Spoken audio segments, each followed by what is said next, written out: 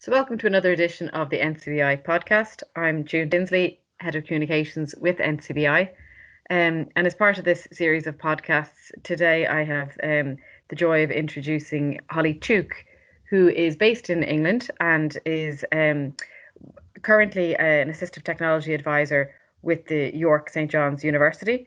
She herself is registered blind due to a condition called retinopathy of prematurity. But what makes Holly quite distinctive is that she's actually quite a significant social media influencer. So I look forward to hearing all about it. Welcome, Holly, and thanks for joining us. Hi, thank you so much for having me. Great, great.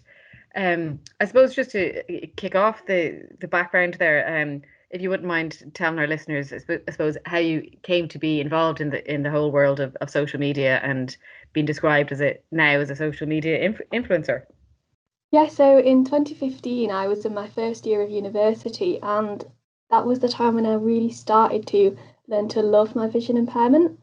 I really thrived in that environment, and I think kind of as you get older, you kind of begin to see the positives in a way, and I guess you kind of come to more acceptance. So it was the time for me where I was like, you know what, my vision impairment has so many positives rather than focusing on I can't do this. It was more kind of, you know what, it empowers me to do so many things. So that led me to start my blog, and I really enjoyed writing. So I didn't really know where it would go, and I set up my blog called Life of a Blind Girl, and I just enjoyed the process of writing about vision impairment to raise awareness and educate others and hopefully help other disabled people. And over time, people started to read the blog. I didn't think they would, but it somehow kind of got picked up from various people, and people started to leave comments, and it kind of just grew and grew, and which still feels very surreal because I never thought anyone would really take interest in my ramblings. And then last year, I was actually named as social media influencer at the Ncbi See Differently Awards, which is such a title, kind of, it's such an honour to have that title because I definitely don't really see myself as influential. Blogging and writing is something I really enjoy doing. So to me, it's just something that I just really like doing. But to be seen as influential, it's such an honour. Well, to be honest, having read your blog, I think you're underselling yourself when you're describing it as ramblings because um, there's a huge amount of honesty that comes across in the blogs, and also I think a lot of people can relate to the situations that you're describing because the topics are so varied, describing different aspects of your life with the vision impairment, be it the challenges of going to college or tips on how to survive well in college, or the value of assistive technology in your life, or interestingly asking your parents how they felt about raising a child with a visual impairment, and the shock it was to them to have to embark on a journey that they had never anticipated. So I think a lot of people could relate to different aspects of your blog. Yeah, definitely. That's one of the main aims. I really want people to relate to what I have to say and hopefully find comfort in a way because when I was younger, I didn't really have any disabled or blind or vision impaired role models to look up to. There wasn't really anyone that I could relate to, and blogging wasn't a thing, to be honest. But True. as people kind of started to use the internet more, and obviously blogging and YouTube became more mainstream, obviously disabled people really started to get involved. And I think that's where you kind of really started to hear about the people who were living their lives but choosing also to share it online to kind of hopefully help others. It certainly garners a sense of community, being so honest in different blogs, I think, and it lends itself to that. And as you describe, a few years ago when you were growing up, there were no kind of role models for you then, who were blind and vision impaired. And in general, who would you describe as being influencers on you now? So I think the vision impairment disabled communities on Twitter mainly are some of the most influential disabled people that always really inspire me. I know the kind of topic surrounding inspiration and disability is one that we don't always like to discuss, and it can kind of, you know, there's often disagreements surrounding that. But those people, I would say, give me the motivation to really feel empowered by my vision impairment and to love every aspect of it. I think it's okay to admit that, yes, we all have down days when it comes to our vision impairment, but that is natural. Even sighted people have that as well in terms of aspects of their unsighted life. And there are some really amazing people who are doing incredible things on social media. So, for example, Ellen from My Blurred World, Dr. Amy Kavanagh from Blonde Historian and the Cane Adventures blog.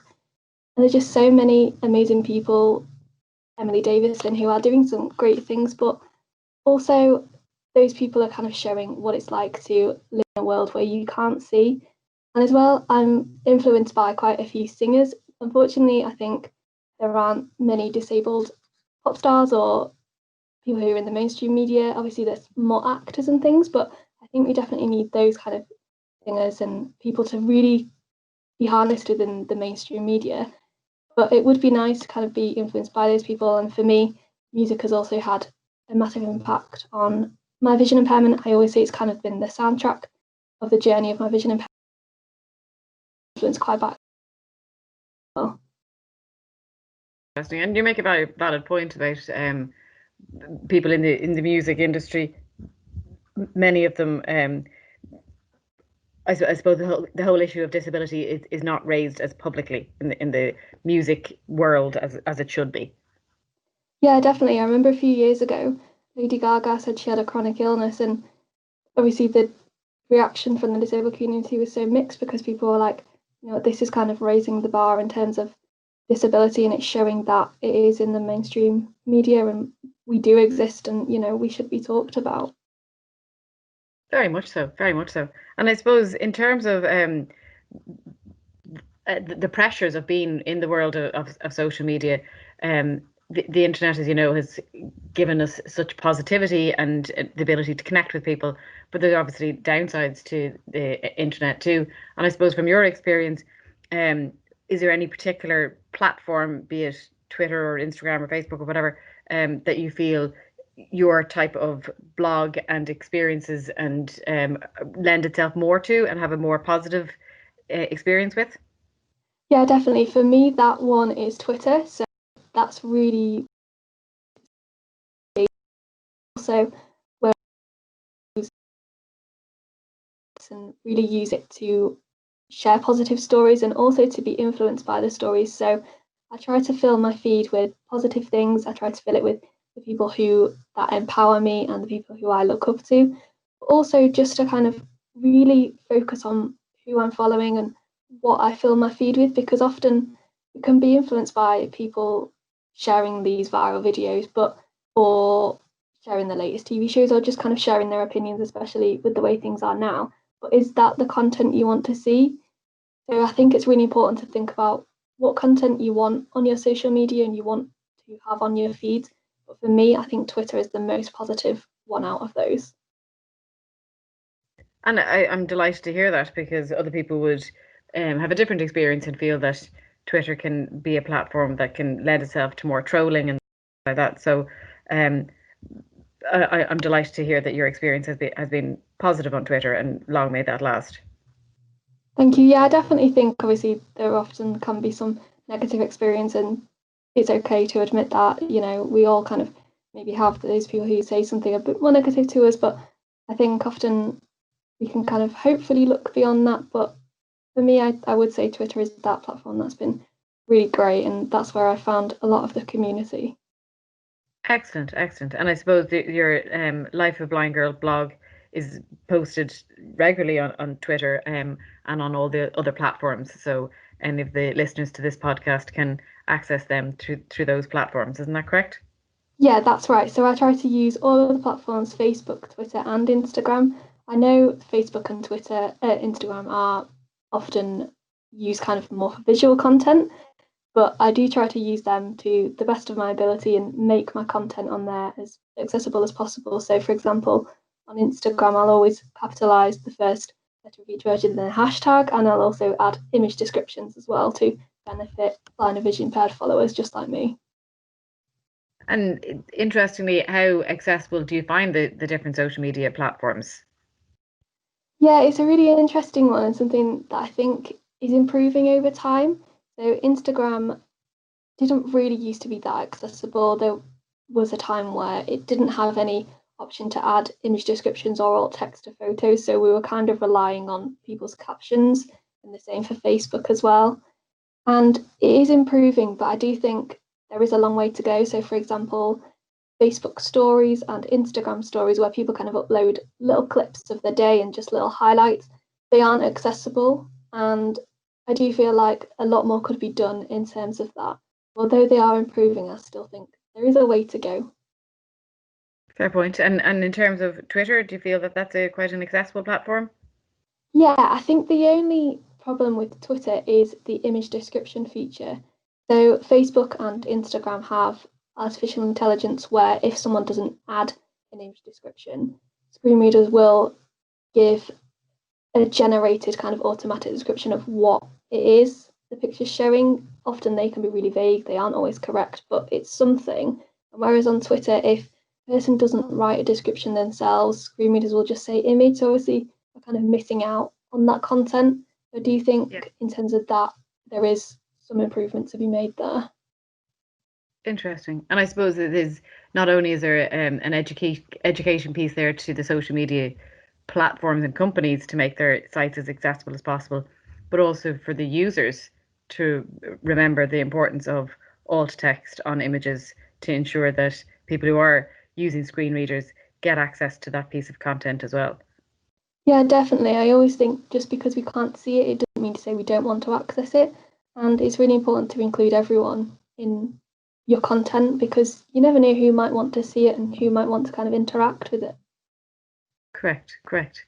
And I suppose from your experience, what tips in general would you give to for websites to be more accessible? Yeah, website accessibility is something I'm really interested in. So obviously you said that I work as an assistive technology advisor. So some of that is kind of covering accessibility, but in terms of my own personal life, website accessibility is one of my keen interests actually. So things like adding image descriptions as well as social media, add them to the images on your website, make them clear and concise, really describe what the image is showing. Also, make sure your website can be navigated using a keyboard. So, screen reader users use a keyboard rather than a mouse. So, it's really important to that they can navigate using their keyboard. So, using things like headings, can we skip through the content like that? Can we skip through the content using links? And making sure that all links and labels and buttons are all labeled because there's nothing more frustrating than going onto a website and it just saying button, link, and you're kind of like, well, where is this going to take me if I click it? I think it's just making sure everything is labeled and making sure as well that your text boxes and forms are all accessible. So if you have a contact form or a search box, is that labeled correctly? Is that accessible? So if someone needs to search your website or get in contact with you using the form, you're not excluding them from that. And I just say overall, make accessibility a priority. It can so often be an afterthought or not considered at all, but it benefits everyone. And I suppose it's really the reality that when building websites, that it be done from the get go as opposed to as an add on, as you rightly describe, is so important. But also the whole importance of essentially retrofitting your website to make sure that it is becomes as accessible as possible. Yeah, definitely. And I think it's okay to admit if you don't know as much about accessibility. You know, everyone's learning and there's always things we don't know about, and there's often things we don't have as much knowledge on. But reach out to people and say, you know, can I reach out to someone who can test my website? Can I make use of a company who does that kind of thing? And just think about what can I do to make my website as accessible as possible. And is there any websites you feel are kind of in the gold standard area of accessibility? Websites that people would regularly use, for example, but would not yet necessarily use them through a screen reader like you would. Is there any companies that you can think of that you're impressed with their level of accessibility? Yeah, so one of the main ones, I know we always go on about it and people have a love or hate relationship with it, but for me, Amazon is one of the most accessible. So you can navigate using a keyboard, you can navigate using headings, all the links, buttons, and boxes are all labeled. But also, all the site related charities, I know they take a lot of time to put their websites and make sure that they are accessible. And you can really tell that. So they are definitely worth checking out. Even if you don't have sight loss, you can see what's been done. Hopefully you can use those as a useful resource. And as well, things like the NHS website is a really good example. Over the years, that's definitely improved and it's become more accessible. And as well, things like news websites are definitely improving. And in terms of things like image descriptions, those are improving on the websites as well. So there's a lot of examples up there. And I do like to think that things are getting better and people are hopefully taking more notice of accessibility. So hopefully things will improve. I agree. I think things are moving in the right direction. Of course, it'll take time for it to be perfected, but certainly things are moving in the right direction. I really enjoyed our chat, Holly, and I suppose just to let our listeners know in Ireland that the NCBI Labs team, which is the technology department of NCBI, is always available for anybody who's interested in accessing assistive technology support or training, and they can be accessed through our info service, which is 1850 33 43 53. That's the same number to get access any of NCBI services, but certainly the area of technology is one that we are being very proactive in at the minute. And I would certainly echo many of the things Holly is saying there around accessibility and making mainstream technology as accessible as possible, as well as the importance of assistive technology. And I suppose, Holly, just to thank you for having a chat with us today, to congratulate you again on being the social media influencer, and best of luck in continuing with that. And I would encourage anybody to log on to your website, lifeofablindgirl.com, or follow you on any of the social media channels.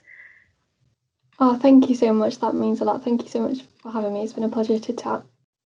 Thank you. And I suppose, would you mind just reminding listeners what is your Facebook channel and Twitter handle? Yeah, sure. So my Facebook is just Life of a Blind Girl, but Twitter is slightly more complicated. It's Life of a Blind Girl, but without the I in girl because there's not enough characters on Twitter. But all my social media links are on my website. Excellent. And you're also on Instagram as well? I am, yeah. That's just Life of a Blind Girl. Excellent. Thank you again, Holly. I really, really appreciate it. Thank you so much for having me.